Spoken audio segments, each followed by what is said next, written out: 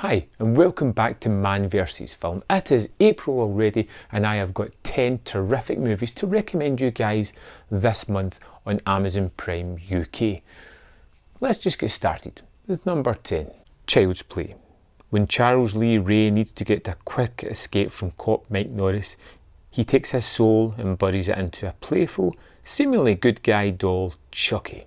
Little does he know that a little boy by the name of Andy Barclay will be the new owner of him. Soon to come, Charles confides in Andy while he commits numerous murders, and once the adults accept Andy's story as truth, it may be too late. Tom Holland directs the fantastic first Child's Play, a movie that is rooted more in horror than comedy like the later entries of this series. We get Brad Dourif, who is pitch perfect as this crazed coloured doll, Chucky. We get a movie that is creative, done in a time before CGI, so you know everything is practical. It looks like it's supposed to be there. You get this odd, uncanny valley doll that is talking and speaking in an adult manner and doing horrific things, and it's captivating. So much fun. A terrific movie. Number 9, the Lego Batman movie. In the Lego universe, Batman continues to protect Gotham City and fight crime. During his latest mission to stop the Joker from destroying the city, he hurts his arch-rival's feelings by telling him he's not important in his life as he thinks he is, leading Joker to seek the ultimate revenge on him.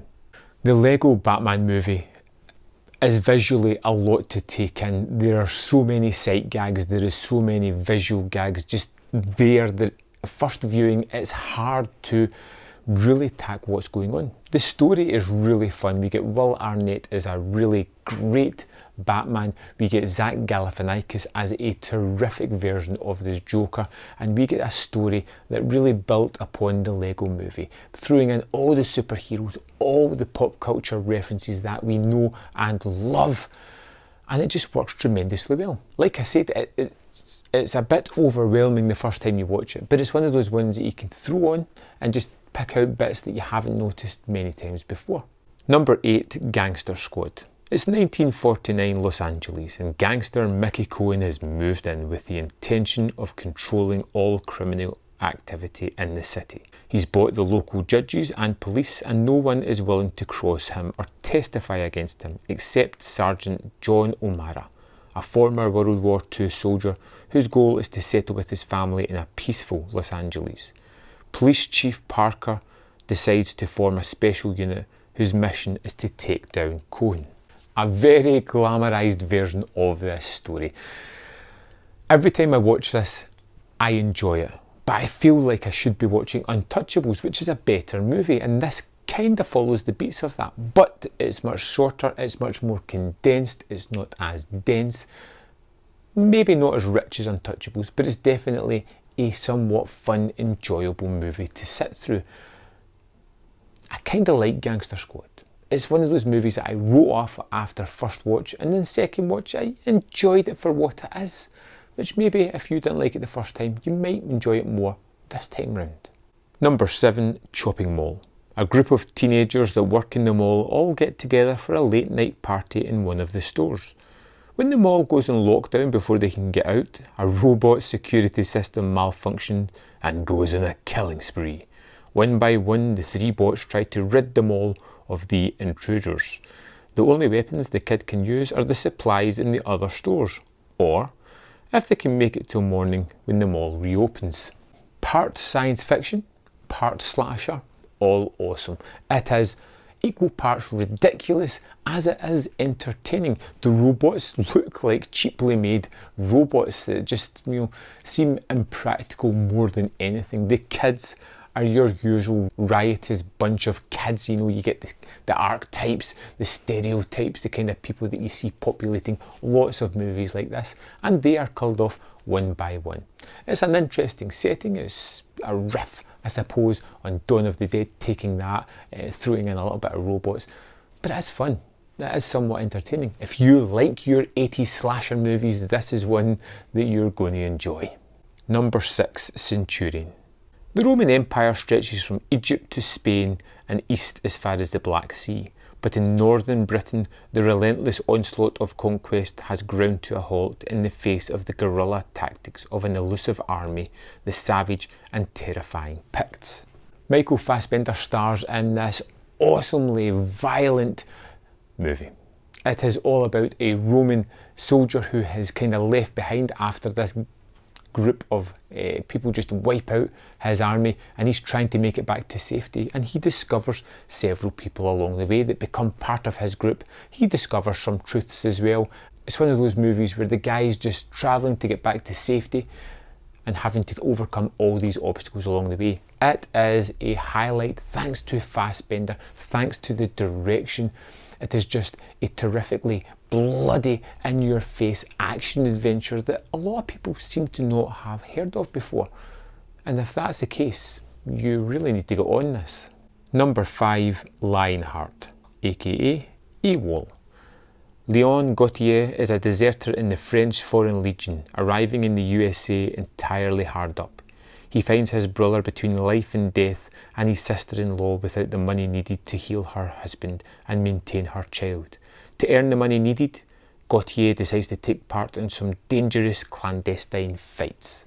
Came out in the early 90s, this was part of the time when Jean-Claude Van Damme was really rising to stardom and was getting thrown into all these movies that had minimal plots, but just kind of threw him into fights in unique settings. And the setup for this one is prize fighting. He will fight other people for money so that he can provide for his family, well on the run from the French Foreign Legion at the same time. And it offers the opportunity to have ridiculous set pieces. You'll have an underground car park where all the cars are in a circle with lights pointed in the fighter, or you'll have a drained swimming pool for the fighters to fight in. It doesn't make sense. It doesn't have to, because we get these awesome fight scenes that are just terrific. Of course, we have Jean-Claude Van Damme doing the splits once or twice. We have a big baddie that seems like just a fight too far for our hero, but I'll leave it for you to discover whether he can overcome. Number 4, Class of 1999. In 1999, special areas known as free fire zones have discouraged police from entering out of fear. John F. Kennedy High School is in the middle of a free fire zone. Thus, the Department of Education Defence, a pilot special government agency, begins an experiment where 3 former military robots have become android educators who take discipline to the extreme.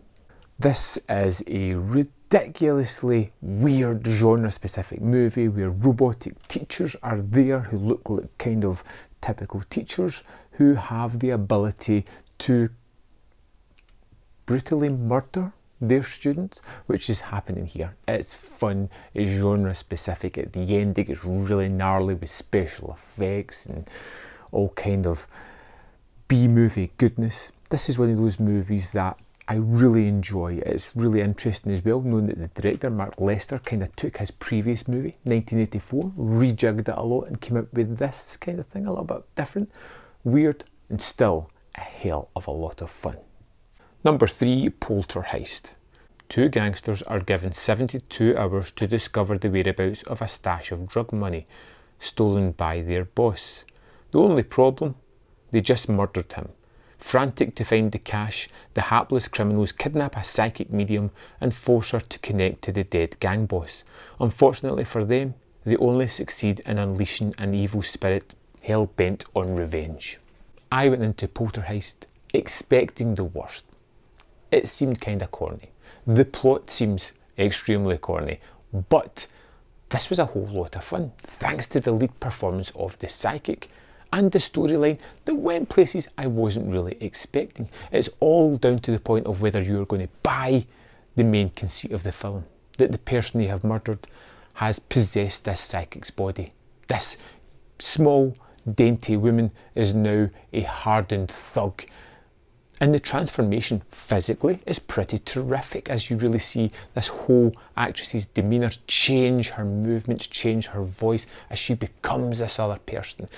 It's endearing, it has a good story at the heart, and although it starts off a little bit rocky, it really does come to fruition later on. It's a fun movie. Number 2, Howl. Down on his luck, Alpha Track's train guard, Joe Griffin, arrives at Waterloo Station in time to start his shift on one of the overnight passenger trains, which is scheduled to depart London at midnight under a full moon. An hour after the departure, the train is travelling through a remote and forested part of the English countryside in a mobile communication dead zone. Here, the train is forced to undergo an emergency brake to prevent a derailment when a deer runs onto the line. Unfortunately, they are not alone. Howl is a werewolf movie. It's one that kept me guessing as to how it was going to play out. You get these group of people, some of them rather good, some of them extremely antagonising that you hope are going to get torn to shreds. You have this situation of them being stuck, being encased in this metal compartment, unable to really go outside because there is a werewolf there waiting to tear them limb from limb. And the movie kept me guessing as to, is this going to be like Jaws? We'll never quite see the shark, but it gets to the hour mark and boom, it shows you the werewolf. It shows you the werewolf in full glory and it looks terrific. I thought this was a smaller budgeted movie, but they really have spent a lot of money on this effect and it is fantastic. Howl is one of those British movies that you may never have heard of, but it's a shame because it is actually a really effective, really fun werewolf movie. Number 1, The Accountant. Christian Wolfe is a math savant with more affinity for numbers than people. Behind the cover of a small-town CPA office, he works as a freelance accountant for some of the world's most dangerous criminal organisations.